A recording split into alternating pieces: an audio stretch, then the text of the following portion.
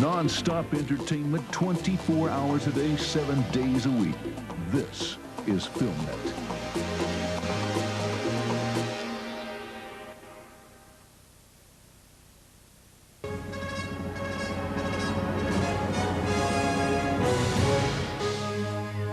You're tuned to FilmNet.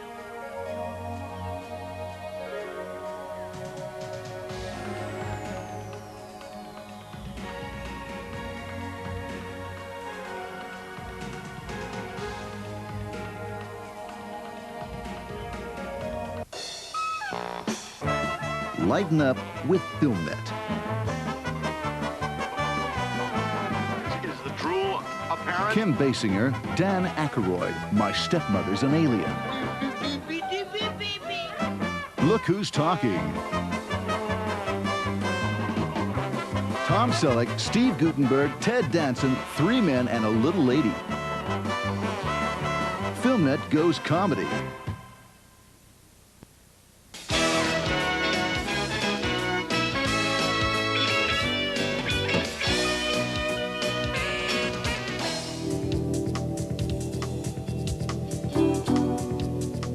When we see the Hollywood of today, it's difficult to imagine that 80 years ago, all this was an orange grove.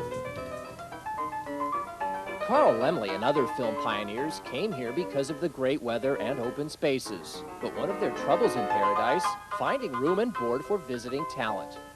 Because people were coming from the East Coast, there wasn't a large cadre of actors and actresses and technicians here. They had to put these people up someplace, so this was, everybody stayed here. The here Kelly Green refers to is the Hollywood Roosevelt Hotel, designed and built in 1927 by Charles Toberman.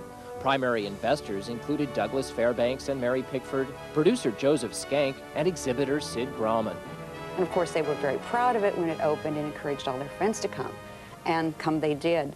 In 1929, it was in the hotel's Blossom Room where 270 artists gathered to celebrate the second anniversary of their organization. After dinner, Douglas Fairbanks handed out 13 statuettes in 5 minutes. Among the recipients, actors Janet Gaynor and Emil Jannings. It would be the first and shortest Academy Awards ceremony in history. 60 years later, there may be many more hotels in Hollywood, but none quite so grand as the Roosevelt. The rates have gone up.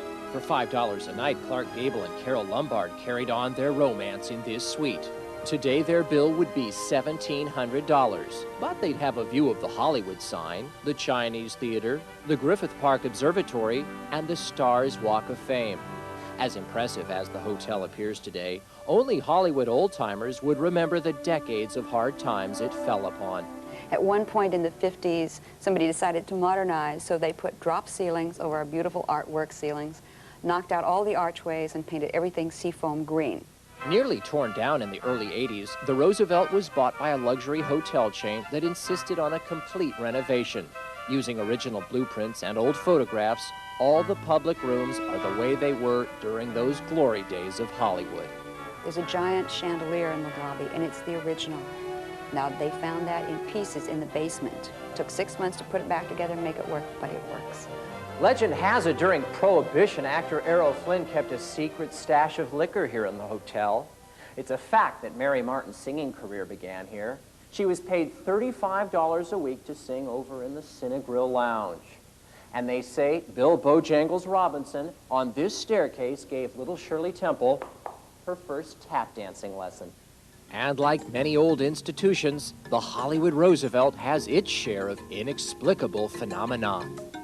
Montgomery Clift still seems to be haunting the hall on the 9th floor where he used to pace up and down reciting his lines when he was filming From Here to Eternity.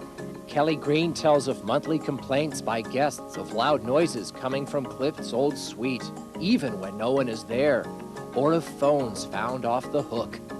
So, Kelly, it's enough that we have Montgomery Clift on the 9th floor. Who's down here in the basement?